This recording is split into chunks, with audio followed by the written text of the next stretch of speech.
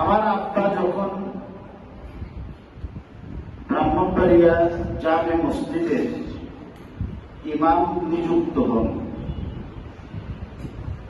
উনি যখন ইমাম নিযুক্ত হয়েছিলেন, ওনাকে ইমামতের এই জিম্মাদারি দিয়েছিলেন বিশ্ববিখ্যাত, বিশ্ব বরেণ্য,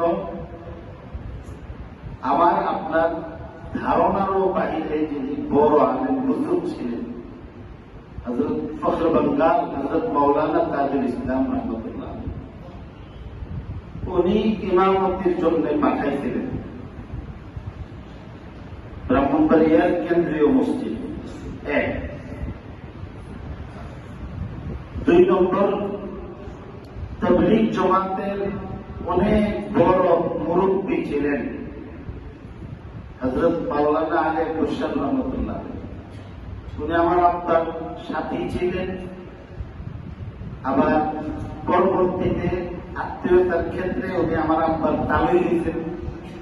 দেওবন্দে একসঙ্গে সফর করছেন। দেওবন্দে যাওয়ার আগে একসঙ্গে 4 জনের ইন্টারভিউ বাঙ্গাল নিয়েছিলেন। কেন দেওবন্দ যাইবা, দেওবন্দ কেন যাইবা, দেওবন্দে কিতাব পড়া বাংলাদেশে পড়ায় না, ওইখানে কেন যাইবা প্রশ্ন করছিলেন। আরেকদিন এই প্রশ্নের জবাব দেবো, আবার ওই দিকে শুরু করে আসল কথা আসতে পারবো না। তো এইভাবে উনি প্রশ্ন করছেন। হযরত মাওলানা আলী হোসেন রহমতুল্লাহ আলাইহি এসে আমার আব্বারে বলছিলেন যে, মুফতি সাহেব, আল্লাহ তাআলা প্রত্যেক এলাকার মধ্যে দ্বীনের কিছু প্যারাক মায়েরা রাখেন, খুঁটা লাগাই রাখেন। আল্লাহুল্লাযী রাফা'আস সামাওয়াতি বিগাইরি আমাদিন তারাউনাহা। এই বিশাল আকাশ, সীমা এবং শেষ প্রান্তের খোঁজ আমরা কোথাও পাই না, বিজ্ঞানীরাও পায় না। এই বিশাল আকাশটাকে একটাও খুঁটি না দিয়ে দাঁড় করে রাখছে না। আসমারা বেসতুদা মদনিকা, الزمین نے خشک رویانت کیا، الزمین نے خشک رویانت کیا، آسمان را بیستودا مدنگار। শুষ্ক ভূমি শীতকালে অনাবৃষ্টি, পানি শূন্যতায় শুষ্ক এমন হয় যে মাটির মধ্যে মনে হয় আগুন জ্বলতেছে। দৃষ্টি দিলে মনে হয় কখনো কোনো কালে এখানে আর দুর্বা ঘাসও জন্মাইত না, মনে হয় এমন খা খা করে।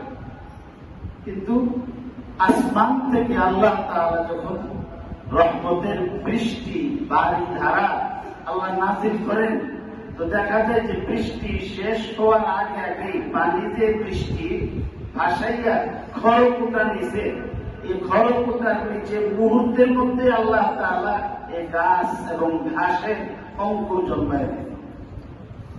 দেখা যায় যে দুর্বা ঘাসগুলি উপরের শুষ্ক অংশগুলি একখানে একত্রিত হয়েছে, এর ফাঁকে দিয়ে সবুজ ঘাস দেখা যায়। এতক্ষণ হয়েছিল,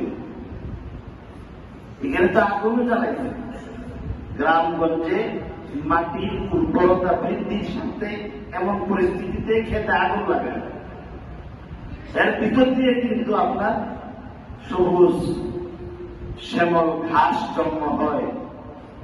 এমন পরিস্থিতিতে, এমন শুষ্ক জায়গার মধ্যে যেখানে কখনো ঘাসের চিন্তা করা যায় না, এমন সুন্দর সবুজ ঘাস কে উৎপন্ন করে? আল্লাহ। এইখানে যেমন আল্লাহ ঘাস উৎপন্ন করতে পারেন, ঠিক এইভাবে আসমানটারও খুঁটিবিহীন এমনি তারও করাইয়া রাখতে রাখছে। বুজুর্গানাদিন আল্লাহরে চিনবার জন্য যে যত আল্লাহ কাছে গেছেন, আল্লাহরে চিনছেন, ওনারা আল্লাহ এইভাবে আল্লাহ জাতে পাক তো চুপ দিয়ে দেখা যায় না, আল্লাহর ক্ষমতা, আল্লাহর দয়া, আল্লাহর মেহেরবানি নিদর্শন দেখা যায়। এই নিদর্শনের ভিতরে আল্লাহ যে দেখা যায় যে, এই জন্যে বুজুর্গ আলাদিন বলে যে আসমানের খুঁটি আছে, দুনিয়ারও খুঁটি আছে, পেরে গেছে। কি বড় বড় মসজিদগুলি হইল, যেই মসজিদগুলির মধ্যে আল্লাহর খাস বান্দাদের চেষ্টা করছে। সব মসজিদ না, মসজিদে জেরার তো মদিনা শরীফে বানাইছিল, মসজিদে নববীর এগেনিস্টে একটা মসজিদ মুনাফিকরা বানাইছিল, এটাও মসজিদ, দেখতে তো অনেক সুন্দর ছিল। আল্লাহ তাআলা আসমান থেকে হুকুম পাঠাইছেন যে ওই মসজিদটাকে পুরাই দেয়। রাসূল কারীম সাল্লাল্লাহু আলাইহি ওয়াসাল্লাম পুরাই দিচ্ছেন। মসজিদ তো একটা মেহরাব, একটা মিম্বর আর কয়েকটা খুঁটা, ছাদের নাম না। মসজিদ হইল আল্লাহরে ডাকবার পবিত্র স্থান, ওই জায়গা যে জায়গার মধ্যে আল্লাহ পবিত্র বান্দার সেজদা নিদর্শন করছে, যে মাটিটা সেজদা দিয়া, রুকু দিয়া, তেলাওয়াত দিয়া পাক পবিত্র হয়েছে, বন্দিগি দিয়া আবার হয়েছে, এটা হল মসজিদ। ওই মসজিদটা বিল্ডিং লাগে না, ওইটা বিল্ডিং এর মধ্যে এমন সুন্দর সুন্দর লাইট লাগান লাগে না। যদি সেখানের মধ্যে বন্দিগি হয় তো দুনিয়ার কোন লাইট না থাকলেও আসমান থেকে আল্লাহ কুদরতি লাইট দিয়ে অন্ধকারের মধ্যে এটাকে আলোকিত করে। মাদ্রাসার ছাত্ররা তালিমি কিতাব পড়ছে, তালিমি কিতাব।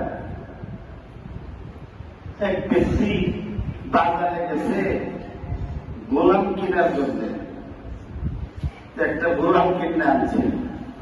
তা আনার পরে গোলামে এখন মালিকের কাছে প্রেমের আলাপ করতেছে, ইয়া মহলায়া লিমাস তারাইতানি, আমারে কি উল্লেখ করে স্যার, ওই যে তার স্যার করেছেন। এখন তো আপনারা এবার গালি মনে করেন যে যারা একদম আমাদের দেশে তার মা ভিক্ষা করছে, তো ভিক্ষুক না দিলে ফকিন্নি বলে না, তো এমন ফকিন্নির বাচ্চারাও স্যার করে আর আনন্দ।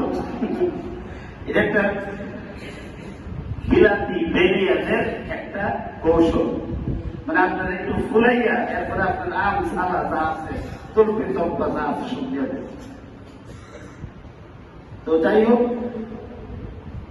তুমি বলতেছি যে আমারই কেউ কিনছে না, আমি তো কি কেমন করবো, উনি মিনিটা সালাসাটা শুরু করি। আমি আপনার কাছে 3টা শর্ত প্রয়োগ করতে চাই। কি শর্ত? কইছে যে একটা শর্ত হইল আনতাস্তাখদিমানি বিন-নাহারি ওয়া লা তাশগুলানি বিল-লাইল। যা খাটাইবার 5টা 10টা 20টা গোলামের খাতুনি যা আপনার ইচ্ছা নিবেন, কিন্তু দিনের বেলা, রাতের বেলা আমার কোনো গোলাপের মধ্যে কাজের মধ্যে ডাক দিয়ে। আরেকটা 2 নম্বর শর্ত, 2 নম্বর শর্ত হল আল্লাহ তামনানি মিনাস সালাতি ইযা জাআ ওয়াক্তুহা। নামাজের সময় আসলে আমাকে আপনি কোনো কাজে লাগাইতে পারবেন না। আমি গোলাম হইল, আমি নামাজ পড়ব, আমি গোলাম, কিন্তু আপনি যেহেতু আমার মনির মালিক, আপনি না দিলে তো আমি পারতাম না। আদিকালের এই গোলামী প্রথা ভিন্ন সুরতে আমাদের দেশে আছে। রাগ করলে নামাজের পরে আমার কানো কত মুস্তায় দিলে অসুবিধা নেই। বাড়িওয়ালারা আছে না, এইসব বাড়িওয়ালারা, এদের মধ্যে একটা শ্রেণী আছে যারা আদিকালের আল্লাহ নাফরমান মনিরদের আচরণ জি বা আম করা দরকার নেই।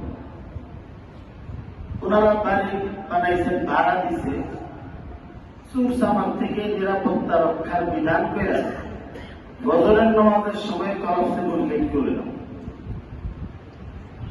ওনার ভাড়াটিয়ারা অনেকে আছে মসজিদে আসতে পারে, অনেকে অভিযোগ করে।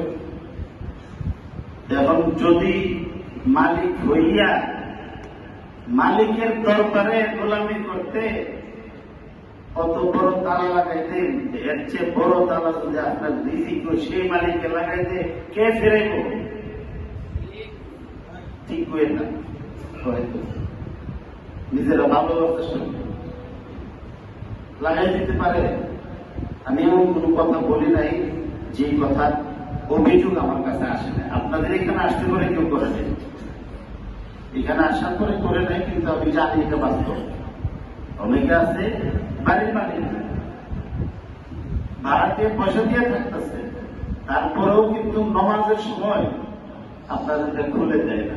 অনেকে এসে বলতে সকাল ফজরের নামাজ আসতে পারি না, মনটা ছটফট করে। আবার দূর দরাজ থেকে যদি আসতে চায় তাহলে তো অনেক সময় মানুষের জানের নিরাপত্তার উপর হুমকি থাকে। আমি শুনছি আপনাদের কাছ থেকে, এখানে কারোর কাছ থেকে, যে এখানে ফ্লাইওভার চালু হওয়ার পরে 253 জন না কতজন মানুষ এখানে মার্ডার করা হয়েছে এই ইয়াটার মধ্যে। কেন? এই দেশে কোনো মানুষ বসবাস করে না। এই যে হালাত, মানুষগুলির কিন্তু আপনার আমেরিকা থেকে কোন লোক আইসা কি করছে না মারা। আরে ফিলিস্তিনের গাজা মানুষ বাইরা শেষ করছে, এগুলো শিক্ষারা আপনার লাখ লাখ টাকার পেপসির বোতল শেষ করে ফেলছে। পেপসি বোতলের টেহার আগে নিয়ে গেছে, তোমার জন্য এই বোতলের টাকা দেওয়া রাখছে না, তুমি যে বোতল ফিনিশ করছো তোমার আরেক বাইকটাই শেষ করছে।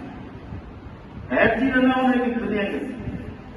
গাজার নিরাপত্তার জন্য, মানুষের জন্য চিৎকার করে। ওই দেশের কোন একজন স্বামী মারা গেলে তার স্ত্রী বিধবা হয়, টঙ্গী বাজারের কোন স্বামী মারা গেলে তার স্ত্রী বিধবা হয় না, তার ছেলেরা ইতিম হয় না। তো এদের ছেলেরা ইতিম হয় না। চোখের সামনে আমার আপনার, আমি আপনি এখানে খারাপ করি বলি, এটা একটা বিরূপ রূপ বাস্তবতা কোথাও কোথাও প্রকাশ করে। আমি আমার সামনে যেটা আছে এটা একটু আমি ঠিক করি না।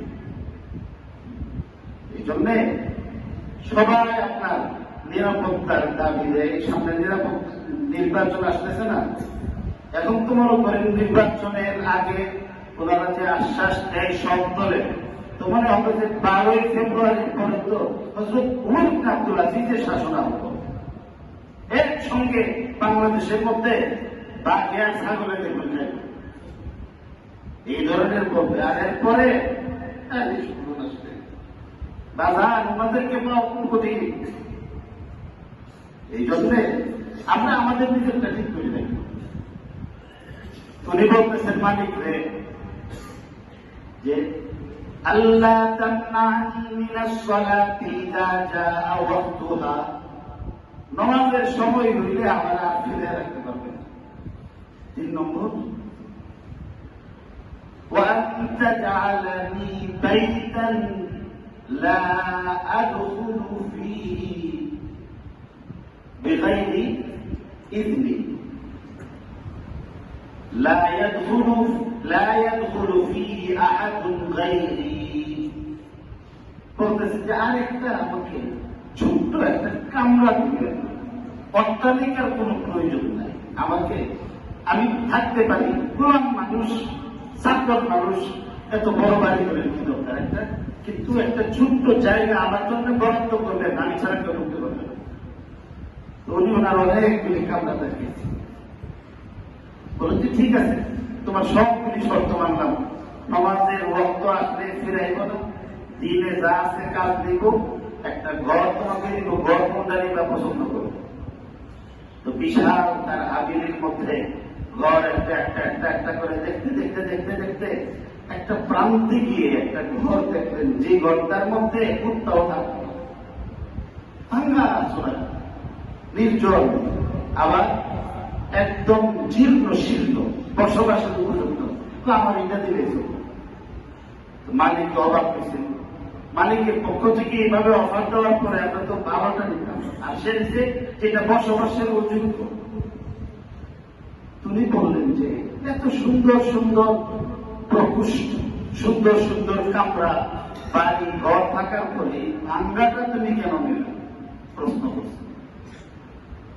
তুমি বলেন যে আপনি কি জানেন না আল্লাহর জিকির যদি কোন ভাঙ্গা করেও করা হয় এটারও আল্লাহ বেহেশতি অট্টালিকা বানায়।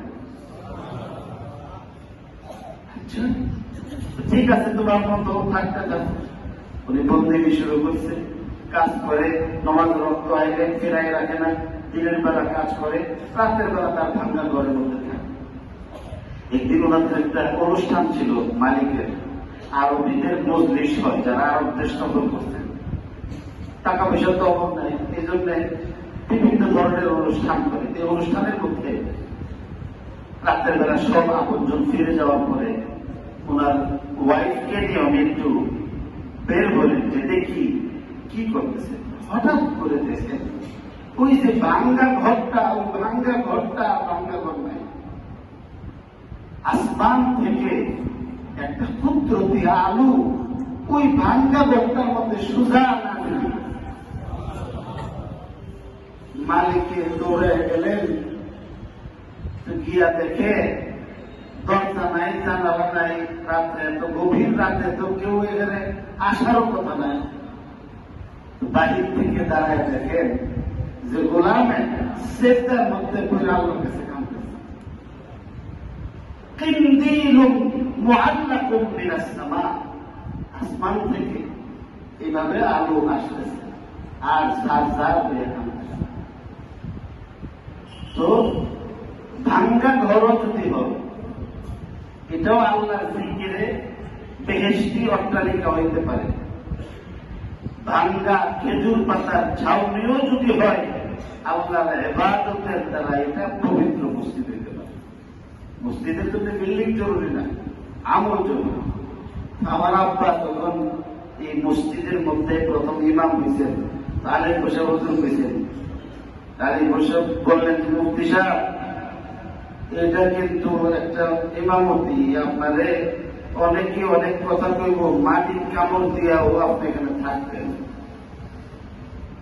কেন বলছিলেন যে এটা অত্র অঞ্চলের মানুষের হেদায়েতের একটা খুঁটা ছিল, এটা একটা পেরেক ছিল। আমাদের আমল খারাপ হইতে পারে, আপনার আমল খারাপ হইতে পারে, এই মসজিদটাকে পুরো অঞ্চলের একটা এমন হেদায়েত এবং ঈমান আমাদের একটা খুঁটা মনে হয়। আমার আব্বা যখন ইমামতি করলেন তো অভিনয় এসে পড়লেন ওনার আরেক উস্তাদের দাওয়াত দিচ্ছেন, উস্তাদে নিজেই মিষ্টি দিয়ে আসছে ছাত্রের জন্য। আমরা তো চাকরি হইলে উস্তাদের জন্য দিয়ে যায়, আর উস্তাদের ছাত্রের জন্য আসছেন, ভালোবাসার কত মানে সুন্দর নিদর্শন। এসে বললেন যে মিয়াদা আপনার ইমামতি হিসেবে আমি শুনছি। এরপরে বললেন যে আমি তোমার ডাইন পাওটাকে জান্নাতের মধ্যে আর বাম পাওটাকে জাহান্নাম, এই দুইটা জায়গার মধ্যে দিয়ে মাঝখানে তোমার আমি দাঁড় করে রেখেছি, এর নাম হইল ইমামতি। আমরা বেকায়দের মধ্যে আছি না, ইমাম সাহেবরা অনেক বেকায়দের মধ্যে আছে। ইমাম সাহেব শুধু তার নিজের নামাজ ঠিক করলে চলে না, অন্যদের নামাজও ঠিক করার প্রয়োজন। এই জন্য উনি বলছিলেন যে তুমি ডান দিকে ভর দিলে বেহেশতে যাইতে পারবা। এখানে যত লোক কিয়ামত পর্যন্ত নামাজ পড়বো, এটা এত লাভজনক ব্যবসা। সমস্ত মুসল্লিদের ইবাদতের বিন্দু মাত্র সওয়াব না কমাইয়া সকলের সমান ইবাদতের সওয়াব আল্লাহ তাআলা তোমার আমল নামায় দিবেন। ইমাম সাহেবের লাভ কি? ইমাম সাহেবের লাভ হইল ইমাম সাহেব ফজর নামাজ পড়ে যদি ঘুমায়ও যান, ওনার কারণে যদি নামাজ ঠিক হয়ে থাকে, ওনার হাতে তাসবিহ তাহলিল করে, তেলাওয়াত করে, ইশরাক করে, এই সমস্ত সওয়াব আল্লাহ তাআলা এমনি ওনার আমল নামাজ পৌঁছে দিবেন। আর যদি ওনার কারণে গুমরাহ হয় মানুষ, গুমরাহ হইলে এটার ওয়াবাল, এটার দায় ভালো ইমামের উপর আসে।